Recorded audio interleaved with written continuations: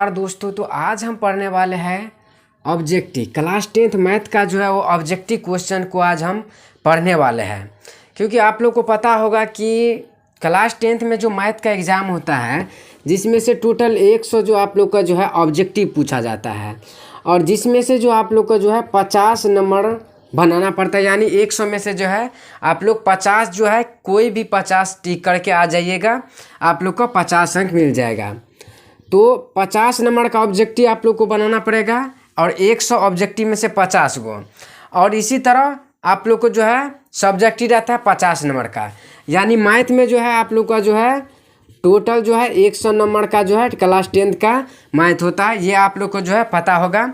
तो यही में आज जो हम पढ़ने वाले हैं वो क्लास 10th का जो है ऑब्जेक्टिव पढ़ने वाले हैं। और इस ऑब्जेक्टिव में से जो आप लोग को जो है 100% जो है आएगा, यही टाइप रहेगा और बाकी जो है डिजिट आप लोग को चेंज रहेगा, लेकिन सेम टू सेम जो है आएगा। समझ गए? इसीलिए आप लोग को जो है आज हम ऑब्जेक्टिव बताएंगे और एक एक ऑब्जेक्टिव को एक्सप्लेन करके बताएंगे और पूरा जो आप लोग को दिमाग में जो है सेट कर देंगे। समझ गए? तो आइए, तो देखिए ऑब्जेक्टिव में पहला क्या है कि 144 के अभाज्य गुणनखंड में 2 का घातांक है। ये 2021 में पूछा गया ऑब्जेक्टिव है।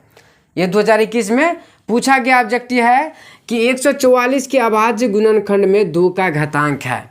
और इस टाइप का ऑब्जेक्टिव आप लोग को हर साल जो है पूछते आ रहा है। तो देखिए, जब भी आप लोग को घातांक पूछे अभाज्य गुणनखंड विधि से तो क्या करेंगे, जो दिया रहेगा उसको हम पहले लसा कर देंगे। क्या कर देंगे? लसा। तो देखिए 2 से लगा देंगे तो कितना आ जाएगा? 72 आ जाएगा। फिर 2 से लगा देंगे तो 36 आ जाएगा। फिर 2 से लगा देंगे तो 18 आ जाएगा। फिर 2 से लगा देंगे तो 9 आ जाएगा। फिर 3 से लगा देंगे तो 3। अब देखिए, अब क्या कर रहा है कि 2 का घातांक क्या है। तो जब भी आप लोग को बोले घातांक तो देखेंगे 2 का बोल रहा है तो कितना बार 2 आया, तो 1 2 3 4, तो हो जाएगा आप लोग का ऑप्शन नंबर सी। समझ गए कैसे किए? सो जो आप लोग को जो है दिया रहेगा 2 का घातांक, तो 2 देखेंगे कितना बार आया है लॉस करके, तो 2 4 बार आया है तो इसका आंसर आ जाएगा 4। समझ गए? तो अब इसी तरह देखिए क्या करा, दूसरा देखिए कि 45 और 60 का मौसो है। बस इसी टाइप के रहेगा सवाल। क्या कर रहा है कि 45 और 60 का मौसो है। ये भी सवाल 2021 में पूछा गया है, हम मेंशन नहीं किया है, बाकी जितना सारा सवाल है इसमें सब का सब पूछा गया है कि 45 और 60 का मौसो। तो मौसो कह रहा है तो सीधा निकाल देंगे 45 और 60 का मौसो। तो देखिए 45 दूना 90 ज़्यादा हो जाएगा, तो यहाँ पर आ जाएगा 45, ये कितना बच गया 5 1 15, 15 से फिर लगा देंगे 45 में, 15 तिया 45, तो कितना आ गया 15। तो ऑप्शन नंबर कौन सा हो जाएगा? डी।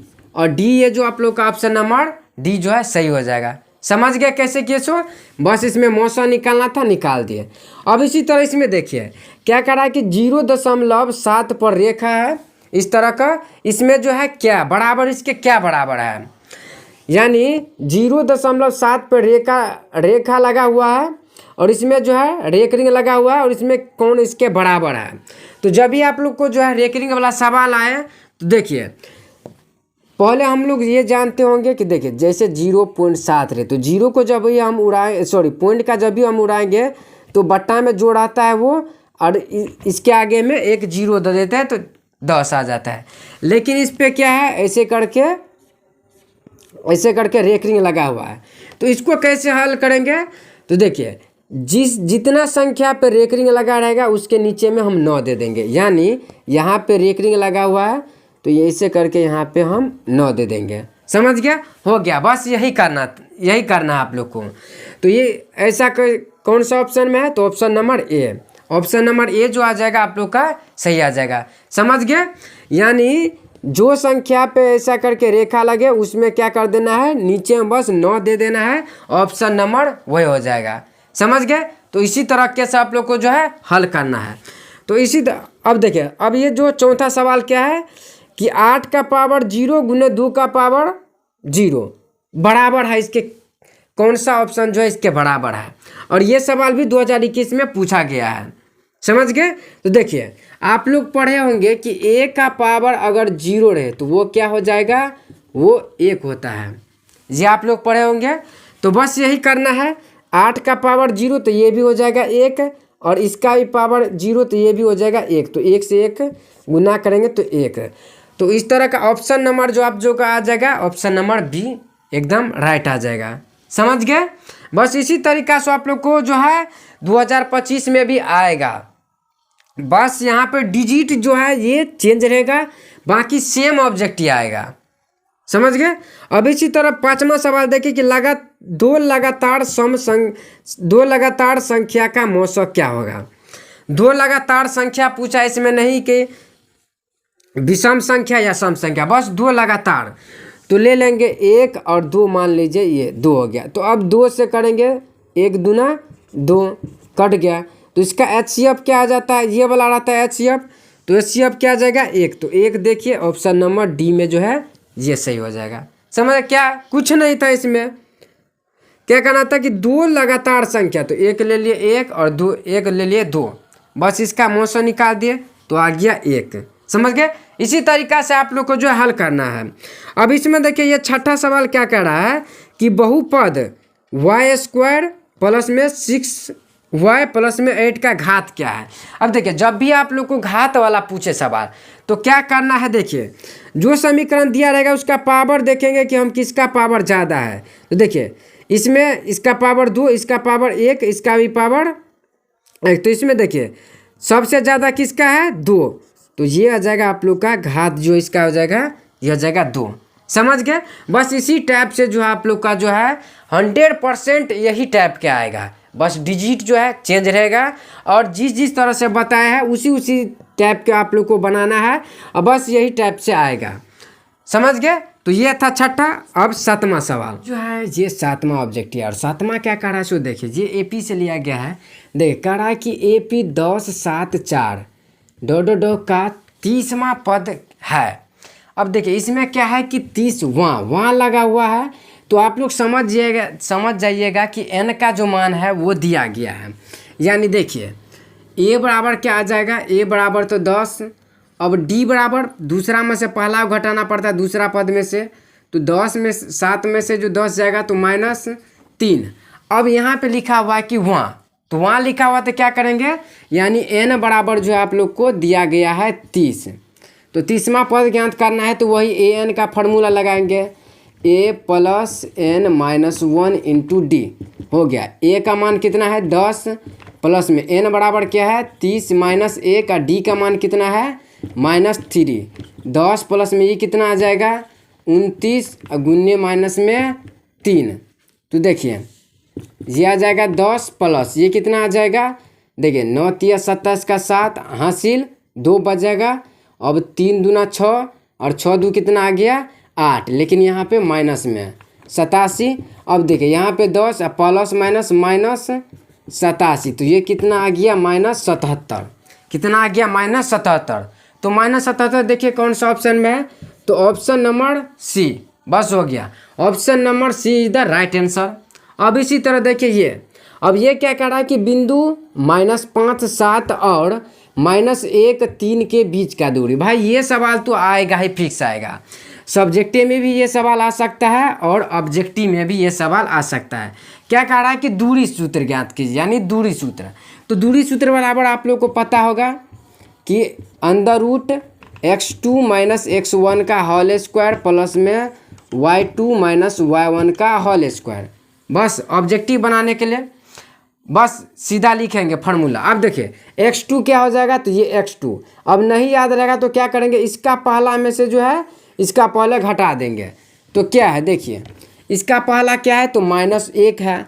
अब इसका पहला -5 है, तो माइनस एक पहले से माइनस इसमें है, तो माइनस +5 इसका स्क्वायर प्लस में। और फिर इसी तरह इसमें देखेंगे तो इसमें भी दूसरा में से इसका दूसरा घटा देंगे, यानी इसमें दूसरा वाला संख्या में इसमें भी क्या करेंगे दूसरा वाला को घटा देंगे। तो देखिए 3 में से 7 जगह तो कितना बच जाएगा -4, इसका स्क्वायर आ जाएगा। अब देखिए अब 4 प्लस में है और 1 माइनस में है, सॉरी 5 प्लस में और 1 जो है माइनस में, तो कितना बच जाएगा 4।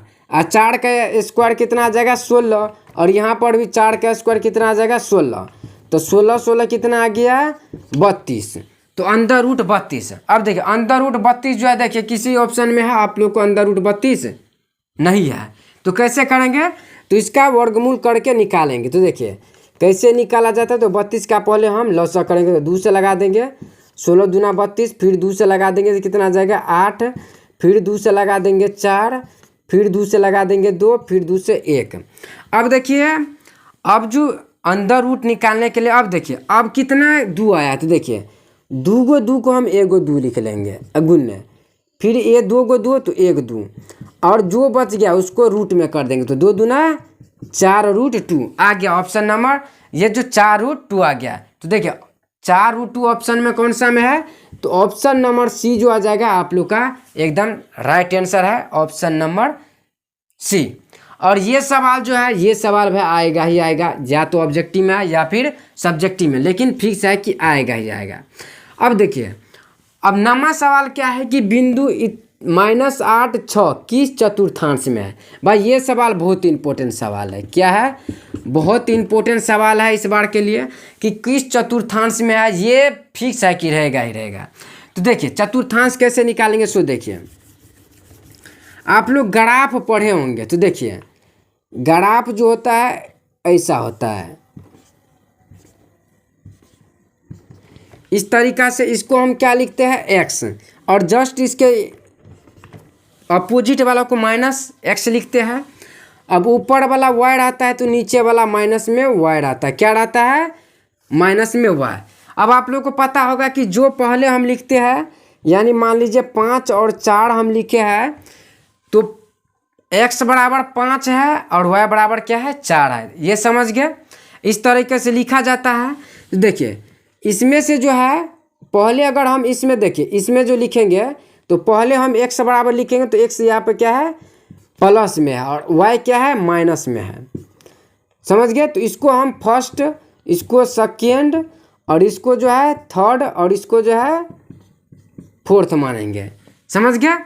तो यानी इसमें प्लस और इसमें माइनस आ गया। अब इसी तरह इसमें देखिए, इसमें भी प्लस ये भी, और इसमें भी प्लस ये भी, सॉरी प्लस प्लस क्या है प्लस प्लस। अब इसी तरह इसमें देखिए, तो इसमें देखिए एक्स वाला पहले लेंगे तो एक्स वाला क्या है माइनस है, और वाई वाला क्या है प्लस है। समझ में आ रहा है आप लोग को कि जो पहले एक्स में रहेगा हम उसको लेंगे, तो इसमें एक्स वाला माइनस में है तो माइनस ले लिया, ये वाई प्लस में तो प्लस। अब इसी तरह इसमें देखिए, इसमें दोनों क्या है माइनस माइनस में ही है। तो अब देखिए अब क्या है कि पहले माइनस है और फिर बाद में क्या है प्लस है। तो देखिए माइनस और बाद में क्या है प्लस है, किस में आ गया तो सेकेंड वाला में, किस में आ गया सेकेंड, यानी द्वितीय में, किस में आ गया द्वितीय में। अब यहाँ पे ऐसे भी रह सकता है -5 और -4 किस चतुर्थांश में स्थित है। देखिए माइनस माइनस किस में है तो तृतीय में है, यानी तीसरा में है, तो यानी तृतीय लगा देंगे। ऐसे भी कह सकता है कि 4 और -5 किस में है, तो देखेंगे प्लस वाला किस में है और माइनस वाला, तो प्लस वाला 4 है लेकिन माइनस वाला 5 है, तो ये क्या है चौथा में है, तो चौथा हो जाएगा। समझ गए। तो ये जो है आप लोग को जो है समझ में आ गया होगा। तो अब देखिए अगर आ रहा है तो प्लीज़ वीडियो को लाइक भी कर दीजिएगा और चैनल को सब्सक्राइब भी कर दीजिएगा। तो देखिए अब यहाँ पे देखिए, और इस टाइप का सवाल भी आता है। अब इसमें जो है पेन उठाने के इसमें ज़रूरत नहीं है, क्या करेंगे सीधा देखेंगे कि इसको जो हम घटाएंगे या जोड़ घटा करके 90 में से जो घटाएंगे 11 तो 89 जो है आएगा कि नहीं आएगा, बस ऊपर वाला ये देखना है। इसमें ये फॉर्मूला जैसे कि साइन 90 माइनस थीटा करेंगे तो क्या आ जाएगा कोस थीटा, बस इसी तरीक़ा से सेक 90 माइनस जो 11 करेंगे तो कितना आ जाएगा 79 आ जाएगा, तो 79 कट जाएगा पूरा, तो ये बच जाएगा 1। तो ऑप्शन नंबर ए। अगर इस टाइप का सवाल आए तो कुछ नहीं करना, बस एक जहाँ देखे वहाँ पे लगा देना है, समझ गए। ठीक उसी तरह देखिए, ठीक इसी तरह इसमें देखिए, अब इसमें थोड़ा यहाँ पे देखिए ये है 9 सेक स्क्वायर ए और माइनस में 9 10 स्क्वायर है। अब इसको कैसे हल करेंगे तो देखिए यहाँ पे हम 9 जो है कॉमन ले लेंगे, तो 9 जो कॉमन लेंगे तो क्या बच जाएगा इस साइड, सेक स्क्वायर ए माइनस में क्या बच जाएगा 10 स्क्वायर। अब तो 9 तो और ये कितना होता है, तो ये 1, तो 9 गुने 1 9, तो इसीलिए ऑप्शन नंबर जो आप लोग का जो है ये सी जो है सही हो जाएगा, ऑप्शन नंबर सी सही। बस कुछ नहीं करना था, थोड़ा कॉमन ले लेंगे और बच जाएगा फॉर्मूला पे ही कि सेक स्क्वायर ए माइनस 10 स्क्वायर ए बराबर में 1 होता है, बस कर देंगे। अब इसमें अब जिस तरह इसको बनाए अब उसी तरह इसको भी हम बनाएंगे। देखिए कैसे, अब क्या करेंगे कि घटा करके हमको 90 पूरा, देखिए अगर 90 में से जो हम 10 घटाएंगे तो क्या आ जाएगा 80 आ जाएगा, 80 आ जाएगा 90 में से 10। अब इसी तरह देखिए 90 में से जो अगर 15 घटा देंगे तो 75 आ जाएगा।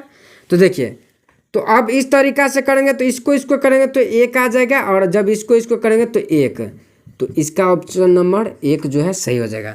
जब भी आप लोग देखिए कि सारे का सारा गुना में है और 90 में से घटा करके मिल रहा है, कुछ नहीं करना, 1 जहाँ पर है वहाँ पे लगा देना है, समझ गए। तो ये हो जाएगा आप लोग का जो है ऑप्शन नंबर डी सही। तो ये था हम लोग का जो है 12 सवाल बन गया अभी तक में ऑब्जेक्टिव सवाल, और ऑब्जेक्टिव जो है आप लोग को गारंटी हम दे रहा है कि एक भी ऑब्जेक्टिव नहीं छूटेगा, समझ गए। तो अगर आ रहा है वीडियो समझ में तो प्लीज़ वीडियो को जो है लाइक भी कर दीजिएगा और चैनल को भी सब्सक्राइब कर लीजिएगा, क्योंकि इस पे जो है आप लोग को ऑब्जेक्टिव सब्जेक्टिव सभी विषय का हम देने वाले हैं। साइंस का हो जाएगा और सोशल साइंस, मैथ, हिंदी सभी का हो जाएगा, समझ गए। तो इसीलिए जो है आप लोग जो है चैनल को सब्सक्राइब कर लीजिएगा। और ये था 12वां, अब इससे आगे 13वां सवाल। ये 13वां सवाल है, और 13वां सवाल क्या कह रहा है कि निम्नलिखित में से किसका मान 1/√3 होता है। यानी ये 1/√3 जो है इनमें से किसका जो मान होता है वो 1/√3 होता है। तो आप लोग याद किए होंगे कि tan 30 डिग्री का मान कितना होता है, तो 1/√3, समझ गए। कुछ नहीं, बस इस मान ही दे दिया था कि 1/√3 किसका मान है, तो tan 30 डिग्री का मान 1/√3 होता है। अब इसी तरह इसमें देखिए 1 माइनस में tan स्क्वायर 45 डिग्री, 1 प्लस में tan स्क्वायर 45 डिग्री है। तो इसको कैसे हल करेंगे, तो 1 है तो 1 माइनस tan जो है 45 डिग्री का मान कितना होता है, तो 1, तो 1 का स्क्वायर करेंगे तो 1 ही आएगा, फिर 1 प्लस फिर tan 45 डिग्री यहाँ पे है, फिर 1 का स्क्वायर 1 ही आ जाएगा। तो ये 0/1 यानी 0, कितना आ गया 0, बस सिंपल सा। तो ऑप्शन नंबर बी किस में है 0, तो ऑप्शन नंबर बी में, तो ऑप्शन नंबर बी जो हो जाएगा आप लोग का एकदम राइट आंसर हो जाएगा।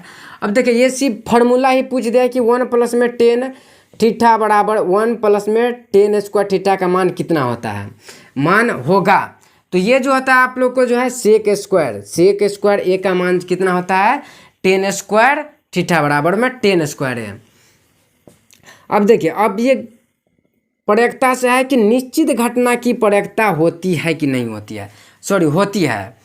अब निश्चित घटना यानी कोई घटना हो रहा है तो यानी 1 होगा, अगर नहीं हो रहा है तो उसका घटना 0 हो जाएगा। तो इसमें क्या है कि निश्चित घटना हो रहा है, तो निश्चित जब घटना होगा तो उसका मान कितना आ जाएगा, तो उसका प्रयोक्ता इसका प्रयोक्ता 1 होगा, समझ गए। और यहीं पर पूछ देता है कि अनिश्चित, तो इसका कितना हो जाता है 0 हो जाता है, ये ध्यान रखिएगा। अब इस तरह से में देखिए 7 8 9 7 8 9 9 3 5 4 का बहुलक, एक तो भाई एक सवाल जो है फिक्स है कि इसमें से रहेगा ही रहेगा, बहुलक याद कीजिए। तो देखिए सिंपल सा है कि जो सबसे ज़्यादा बार आप लोग को दिखे वही हो जाएगा इसमें। तो देखिए 7 1 2 ही बार 7 है, कितना बार है 2 बार 7 है। उसी तरह 8 देखिए 1 2 8 भी क्या है 2 ही बार है। अब 9 देखिए 1 2 3 9 कितना बार है 3 बार है, और 3 जो है 1 बार, 5 भी 1 बार, 4, तो कौन सा सबसे ज़्यादा बार आया है, तो 9 आया है। तो इसीलिए 9 कहाँ पर आ जाएगा, सॉरी 9 नहीं लिखे हैं, मान लीजिए ये 9, तो ऑप्शन नंबर जो आ जाएगा आप लोग का ऑप्शन नंबर डी हो जाएगा 9 आंसर, समझ गए। बहुलक निकालने के लिए आप लोग क्या कीजिएगा कि जो देखिएगा सबसे ज़्यादा बार आया है वही हो जाएगा आंसर, समझ गए। तो देखिए अब इसी तरह क्या है, ये देखिए फार्मूला भी पूछ देता है कि घन का क्षेत्रफल बराबर क्या होता है। तो घन का क्षेत्रफल बराबर आप लोग को पता होगा कि 6 गुने भुजा स्क्वायर, तो 6 गुने भुजा स्क्वायर। अब इसी तरह ये देखिए, ये सब्जेक्टिव में भी आ सकता है और ऑब्जेक्टिव में भी आ सकता है कि यदि किसी वृत्त का परिधि 132 सेंटीमीटर है तो इसका त्रिज्या है। Option number A 66 centimetre, option B 7, option C 42 और ऑप्शन सी क्या है 21 सेंटीमीटर। तो देखिए कैसे निकालेंगे। वृत्त का परिधि बराबर आप लोग को पता होगा कि 2πr होता है और परिधि बराबर में दे दिया है 132, तो यहाँ पर दे देंगे 132। अब देखिए, अब 2 गुण्य पाई का मान कितना आता है 22/7, तो 22 हम 7 लिख सकते हैं। अगुण्य हमको त्रिज्या यानी आर का मान निकालना है। तो देखिए बराबर में कितना आ जाएगा 132 और 100 कितना है 32, तो 32 132। अब इसको गुना करेंगे तो आ जाएगा 44/7 गुण्य आर बराबर में 132। तो आर बराबर कितना आ जाएगा 132, ये चला जाएगा 7 ऊपर और 44 जो आ जाएगा वो कितने आ जाएगा नीचे में आ जाएगा 44। अब इसको काटिए, तो देखिए इसको जो काटेंगे तो देखिए कैसे काटेंगे। 22 दूना कितना आ जाएगा 44 आ जाएगा और यहाँ पे कितना बच जाएगा, सीधा काट दीजिए 44 दिया कितना आ जाएगा, तो आ जाएगा 132। तो आर बराबर 7 गुने 3, तो 7 3 21 सेंटीमीटर है, तो सेंटीमीटर लगा दीजिए। तो ये जो आ जाएगा 21, जो आप लोग का ऑप्शन नंबर डी में आ जाएगा 21। समझ गए, बस कुछ नहीं, परिधि हम लोग का दिया गया था तो परिधि बराबर दे दिए और इसका बराबर में कितना परिधि दे दिया था 132, तो इसमें से बस आर का मान निकाले हैं। तो बस हमको यही निकालना था कि आर का मान। तो ये था हम लोग का 19वां सवाल। तो अब आज के लिए इतना ही रहने देते हैं। अब इससे अगले वाले वीडियो में फिर मिलते हैं कल। तब तक के लिए जय हिंद जय भारत।